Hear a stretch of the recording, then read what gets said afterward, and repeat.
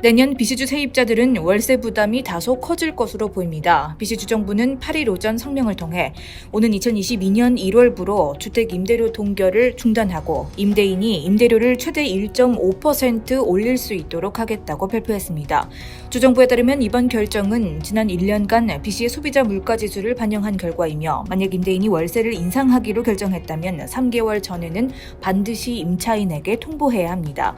월세 인상은 1년에 한 번만 가능하며 만약 2021년에 임대인이 월세 인상을 통보한다면 세입자는 이를 무시해도 됩니다. 주정부는 코로나19 확산으로 인한 팬데믹이 시작된 이후 재정적으로 어려움을 겪고 있는 주민들을 위해 임대인의 주택 임대료 인상을 금지했고 지난 3월에는 이 조치를 올해 말까지 연장했습니다.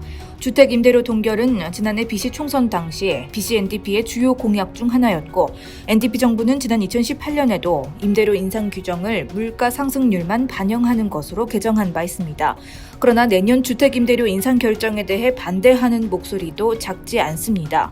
주정부의 이번 발표 직후 밴쿠버 임차인협회는 트위터를 통해 아직도 팬데믹이 끝나지 않아 많은 세입자가 재정적으로 어려움을 겪는 상황에서 임대료 인상은 너무 이른 결정이라며 임대료 동결을 팬데믹이 끝날 때까지 연장해달라고 촉구할 예정이라고 전했습니다.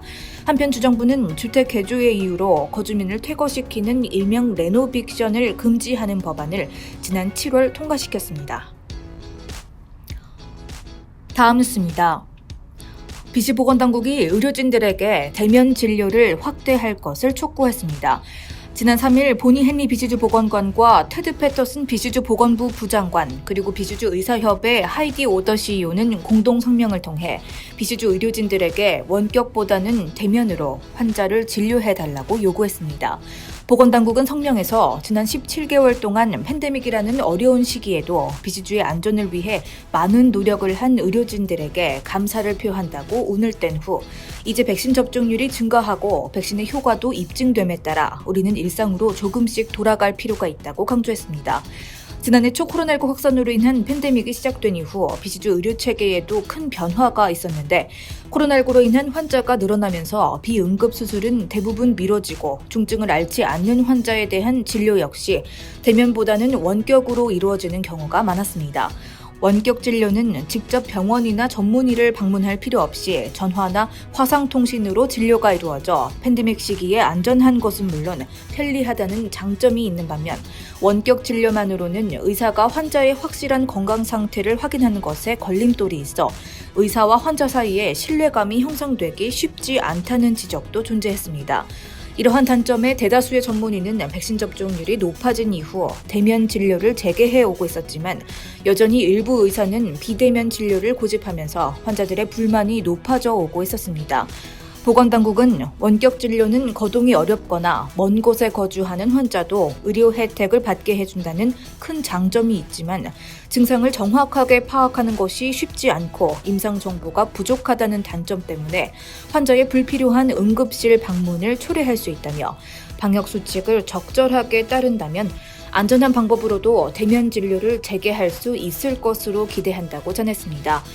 또한 보건당국은 대면 진료를 안전하게 진행하기 위해 의료시설 내 사회적 거리두기와 입장 정원 제한 그리고 마스크 착용 의무화를 철저히 지켜야 한다고 덧붙였습니다.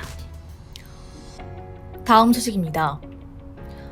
BC주 대부분의 초중고교가 7일을 시작으로 새 학기에 돌입한 가운데 BC교사협회는 현재 교내 방역수칙이 충분하지 않다며 우려를 나타냈습니다. BC교사협회 테리 모어링 회장은 6일 본인의 트위터를 통해 BC주정부가 이번 학기 개학을 위해 발표한 학교 내 방역수칙에는 사회적 거리두기와 교내 방문객 수 제한, 집단 감염 알림 제도가 사라져 걱정된다며 학교를 더욱 안전한 곳으로 만들기 위해서는 더욱 강력한 수칙이 필요하다고 주장했습니다. 지난 6월 BC주 교육당국은 9월 학기부터 초중고교에 대한 전면 대면 수업을 진행할 예정이라면서 지난 1년 동안 시행했던 학습그룹 제도를 중단하고 방과 후 특별활동 및 스포츠 활동에 대한 제한을 두지 않겠다고 밝힌 바 있습니다. 이어서 개학을 2주 앞둔 지난달 24일 교육당국은 업데이트된 교내 가이드라인을 발표하며 교직원과 4학년에서 12학년 학생들은 실내 공간에서 마스크를 반드시 착용해야 한다고 밝혔습니다. 당시 발표에 따르면 킨더가든부터 3학년 학생의 경우 실내 장소에서 마스크를 쓰는 것이 권고되지만 의무화되지는 않았습니다. 이에 무어링 회장은 최근 캐나다에서는 3학년 이하 연령의 어린이도 델타 변이 바이러스에 감염되는 사례가 늘어나고 있는데 마스크 착용화를 전 학년에 확대하지 않는 것은 이해가 되지 않는다며 큰 불만을 나타냈습니다. 또한 학부모의 근심을 줄이기 위해 지난 학기와는 달리 교내 확진자 발생 시 대중에게 알리지 않겠다는 보건당국의 결정에 대해서도 무어링 회장은 모든 사람은 교내에서 코로나19 확산이 어떤 식으로 진행되고 있는지 알아야 할 필요가 있다며 반대 의견을 냈습니다. 다음 뉴스입니다. 맥도날드 드라이브스루에서 일어난 사고로 운전자가 사망했습니다. 밴쿠버 경찰서에 따르면 8일 오전 5시 30분쯤 밴쿠버 메인스트리트와 터미널 애비뉴 선상에 위치한 맥도날드 드라이브스루에서 남성 운전자가 차 문과 건물 외벽 사이에 끼는 사고가 발생했습니다. 신고를 받은 응급구조대가 현장에 출동해 운전자를 살려보려 노력했지만 결국 운전자는 그 자리에서 숨졌습니다. 경찰이 CCTV 영상을 확인한 결과 운전자가 드라이브스루에서 결제를 하던 중 카드를 떨어뜨렸고 차 문을 열고 카드를 주우려고 했지만 차가 앞으로 움직이면서 차 문과 외벽 사이에 끼어버린 것으로 전해졌습니다. 현재 BPD와 BC검시소는 이 사고의 정확한 원인에 대해 조사를 진행하고 있으며 경찰은 이 사고를 목격한 시민이 있다면 밴쿠버 경찰서로 제보해달라고 당부했습니다.